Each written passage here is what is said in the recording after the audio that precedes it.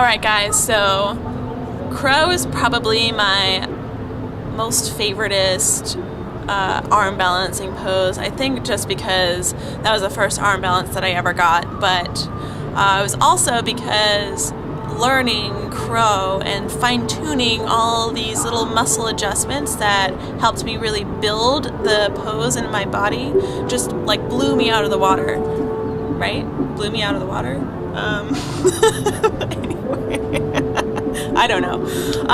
Crow is really great for your core strength, for fighting that fight or flight tendency that we have with ourselves. And I really want you to think about not looking down and being scared about toppling over, but really actually with your mind's eye, like lifting your whole body up towards the sky. I could say a great many things about crow, but I'll stop for now. It's also a great pose. Once you've got that rockin', then you can start to go into depth with other arm balancing poses. Like that one is like the first one that I think everyone really has a lot of fun with once they get it down. So let's rock it out. So I actually have a couple of blocks handy. You don't need them, but it also certainly helps to gain that sense of stability. From here, actually, let's just start in forward fold and then round your spine and then flatten it out just to loosen up any bits of tension.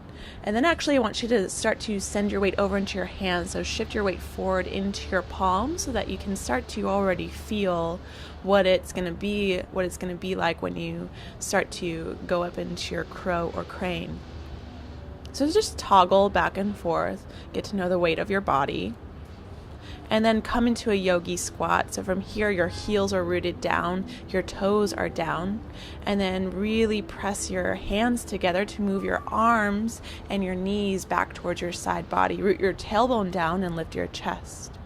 From here, you can start to make your way into crow. So chaturanga arms here.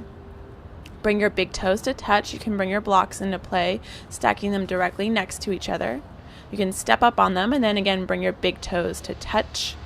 From here, chaturanga arms, fingers spread out wide as you move your knees to the tops of your armpits here. Start to slowly shift your weight over into your hands. So instead of looking directly down, send your gaze just above the top of your mat, and maybe you can raise one foot up off the ground and then the other. I want you to really scoop your belly in and think with your mind's eye that you're raising your navel up high. Beautiful. And then when you feel like you need to take a break, just rest your feet back down onto your blocks. Catch your breath. The second stage is to remove those blocks so you don't have that upper level to help you. Again, bring your big toes to touch. Chaturanga arms here, fingertips spread wide. As you bend your elbows slightly, point the creases of your elbows forward towards the front of your mat and then work your knees into your armpits. And then start to shift your weight into your hands, your arms. Send your gaze just above your mat. Raise your feet up, lift up, levitate. Really feel that fight or flight working together here. And then when you need a break, you can certainly lower yourself back down. Take a break. When you start to advance your crow practice, you can even bring it into play using it as a transition pose in between or with your vinyasas. So as you can see here, you can start working on using your breath to jump or float into your crow.